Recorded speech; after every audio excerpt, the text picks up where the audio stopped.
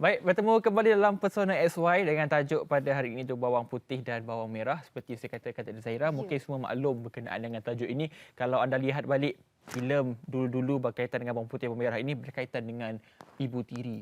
Zahira. Ibu tiri. Betul. Tapi tak semuanya sebenarnya ibu tiri ni jahat. Ada setengah-setengah sahaja yang mungkin pada pandangan orang. Tapi macam mana kita nak klasifikasikan orang itu jahat daripada sudut yang macam mana sebenarnya? Betul. Dan sebelum wujudnya ibu tiri ini pastinya berlakunya proses perkahwinan. Pergabungan antara dua keluarga, pastinya pandangan yang berbeza, cita rasa berbeza dan akhirnya bergabung. Dan pastinya kalau konsep ibu tiri dan juga bapa tiri ini memerlukan satu kekuatan sebab Kesabaran yang tinggi punya juga, betul. Hafiz. Apatah lagi memasuki kepada sesuatu keluarga itu mempunyai anak dengan bekas suami atau bekas isteri itu sendiri. Masing-masing dah ada cita rasa, dah ada adat budaya sendiri dalam keluarga. Jadi bila nak masuk orang baru ni, saya rasa macam bukan sesuatu yang mudah sangatlah. Betul. Dan kita panggil dua orang tetamu yang cukup bertepatan dengan topik kita pada hari ini. Kita perkenalkan tidak lain tidak bukan, walaupun saya tidak perlu perkenalkan lagi sebab orang semua kenal, tapi saya perlu perkenalkan juga. Kita ada Meme Suhaiza. Apa khabar Meme? Baik, Alhamdulillah. Terima kasih sebab sudi menjemput saya. Pertama kali saya jumpa Meme dan inilah bawang putih yang kita Yang bawang putih serba putih. Tapi bukan Meme seorang je pakai putih sebenarnya hari ni. Tetamu kita seorang lagi pun pakai putih juga. Ni bawang putih jugalah. Betul. Sedondon putih ya. Tak berjanji tapi kami bagi aura yang sama. Cik Wan Dazrin Wanden, penceramah motivasi. Katanya Cik Wan kata nak pakai baju warna merah. Sekejap lagi dia ada penjelmaan warna merah. Tak apa, kasut warna merah. Okey. Baik, kalau lagi, kita Hafiz, boleh sempat lagi ya. Sempat tengok. Baik, kalau kita boleh mulakan persoalan, saya mulakan dengan Meme dahulu sebab kita faham Meme memasuki keluarga yang sudah pun ada anak dan Meme juga datang dengan belum mempunyai anak dan juga pastinya mempunyai cabaran dan juga persediaan yang cukup untuk menerima keluarga baru. Dan bagaimana Meme nak memastikan bahawa anak-anak Abang Norman yang terdahulu untuk menerima Meme sebagai ibu yang baharu itu? Okey, untuk situasi ini apa yang saya boleh katakan, suami saya memainkan peranan yang besar lah. So daripada awal dia sentiasa mendekatkan saya dengan anak-anak. So saya sebagai isteri, of course saya tidak kata mengharapkan saya tak expect apa anak respon pada saya, tapi apa yang saya tahu, saya membawa diri di situ, jadi saya perlu berusaha sebaik mungkin untuk jadi isteri yang baik, jadi ibu yang baik. Jadi saya tak pernah fikir yang word anak tiri, ibu tiri, dan apa yang saya selalu pastikan itulah. Jadi saya berusaha untuk sentiasa orang kata positif, untuk tunjukkan contoh yang baik, setkan mind saya supaya tidak membeza-bezakan. So alhamdulillah dari hari ke hari anak-anak nampak progres yang baik. So kita pun tunjuk progres yang baik. Jadi tidak terlalu banyak kesukaran di situ. Dan suami saya juga memainkan peranan yang sangat banyak. Jadi dia selalu mendekatkan kita orang. Jadi agak mudah untuk saya melalui proses itu dan alhamdulillah dapat kerjasama yang baik juga daripada sudut KAB dan juga suami. Macam itulah. Tapi pada saya kan dalam situasi ni memang kita sebenarnya yang perlu ubah mind kita. Kita kena ajar mind kita untuk sentiasa berfikir yang baik, untuk doa yang baik, untuk praktikan perkara yang baik. So insya-Allah walaupun kadang-kadang situasi ini tak sama. Kalau saya cakap situasi saya mungkin tak sama dengan situasi orang luar, tapi apapun situasi yang kita hadapi, kalau kita ajar diri kita diri dulu untuk setkan semua yang baik-baik dan insya-Allah doa yang baik-baik, benda tu walaupun sukar tapi satu hari nanti insya-Allah kita akan dapat benda tu semua, momen-momen indah tu semua. Kita bukan ada seorang je penceramah motivasi. Kita ada dua orang. Meme sudah pun membuka pintu perbincangan kita dengan kata-kata yang cukup positif. Ya, betul. Itulah kalau kita cakap tadi kan pasal ibu tiri ataupun bapa tiri ni kan, kita tanya dekat. Saya suka tengok bulu mata Zahira tu. Ya Allah, boleh jadi macam burung merak ya. Dia memang direct contact terus dengan saya. Okey, teruskan. Okey, macam Encik Wan sendiri kan, ada menerima banyak persoalan daripada rakyat-rakyat di luar sana, netizen kan. Okey, stigma mereka sebenarnya terhadap gelaran sebagai tiri ni untuk anak tiri, ibu tiri, bapa tiri. Apa sebenarnya yang netizen fikirkan? Okey.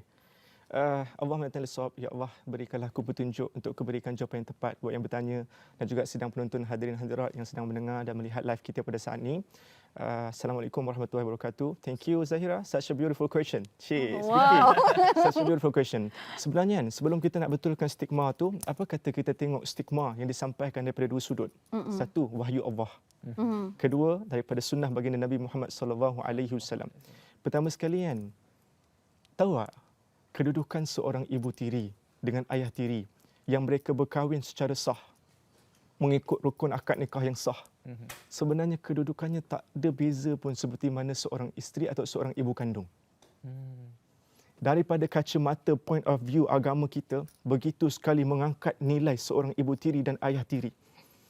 Jadi, apa sebab stigma negatif boleh datang sedangkan stigma positif, value yang tinggi yang agama letakkan pada status seorang ayah tiri dan ibu tiri, macam mana boleh ada stigma negatif itu muncul sedangkan agama tunjukkan the value of seorang ibu tiri dan juga ayah tiri is the highest one, sama level sebenarnya dengan seorang ibu kandung dan ayah kandung. Begitulah.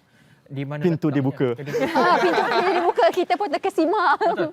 Maknanya kedudukan ibu tiri dan juga ibu kandung itu tiada bezanya dalam agama seperti yang diterangkan oleh Encik Wan. Baik, Mimi, kalau kita melihat seringkali kalau ibu tiri ini sering diwatakkan sebagai ibu tiri yang kejam. Garang. Kalau ayah Sebab tiri orang tengok TV dan drama ke? Itu bawang putih bawang merah tu lah. Bawang Bawang putih bawang merah tu lah Benda kesan macam bawang putih.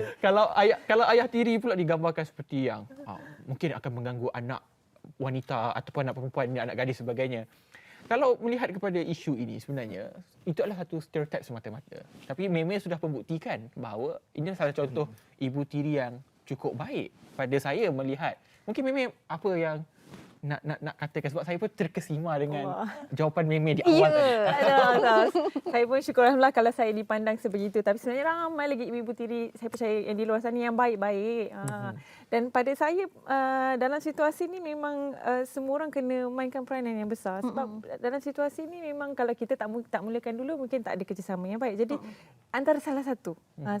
Kalau mungkin di pihak sana tidak mulakan, jadi kita start dulu. Kalau kita start, jadi yang paling penting kita kena selalu doa lah. Doa ni saya selalu percaya doa ni adalah senjata kita. Jadi memang daripada dulu awal bila saya niat kita kan, jadi apa yang kita niatkan, apa yang kita doakan itulah yang kita dapat. Jadi awal-awal lagi kalau kita dah ada perhubungan yang macam tu, kita niatkan yang baik-baik, doa yang baik, doa buat je selalu, insya-Allah mudah-mudahan Allah penentu segalanya.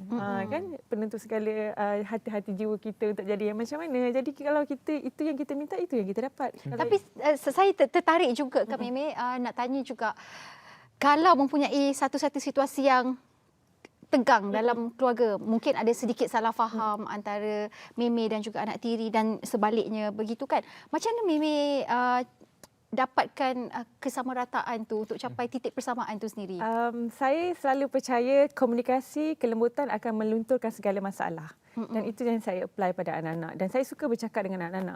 Saya tak suka nak menggunakan emosi. Jadi kalau ada apa-apa masalah yang dalam apa situasi sekalipun, bila anak-anak membesarkan macam-macam pelbagai ragam, dan daripada anak saya kecil pun macam-macam ragam sampai ke besar. Jadi apa saja situasi, macam keluarga besar kita orang suka, kita orang adakan grup O. Grup O ni kita panggil macam kalau kita orang selalu adakan perbincangan, kita orang akan sesi luahkan.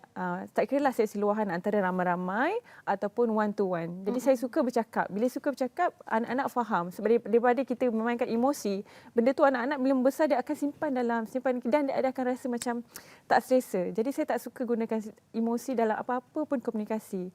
Saya suka untuk berdiam ataupun bercakap dan diorang akan meluahkan dengan kita. Macam tu juga dengan anak kecil dan macam tu juga saya apply dengan anak saya yang besar, dan alhamdulillah saya nampak komunikasi itu adalah satu senjata yang utama juga dalam perhubungan. Bila kita bercakap dengan baik, kita pun akan dapat respon yang baik. Kalau kita gunakan emosi yang baik, kita pun akan dapat respon emosi yang baik. Saya tengok Cik Wan mengangguk daripada tadi, ada benda dari Ada Cik benda Wan nak tambah ni.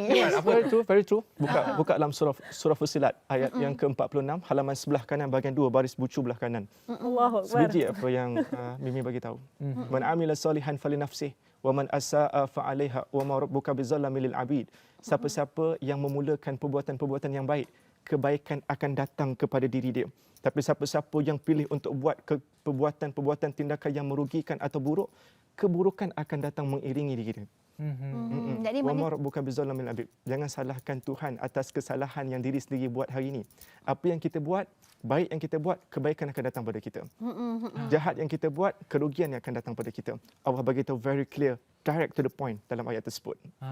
Itu dia. Apa yang kita niatkan, kalau niat itu baik, maka baiklah yang kita betul. terima. Banyak lagi sebenarnya soalan-soalan sebab saya fikir awal perbincangan ni pun kita dah bagi punch, bagi motivasi, bagi kita taburkan positivity kepada anda semua. Kita berehat dulu seketika, berhenti, minum air tapi jangan minum banyak sangat. Kita kembali selepas ini dalam Pesona XY Serasi Dia Hati. nak juga jadi tu.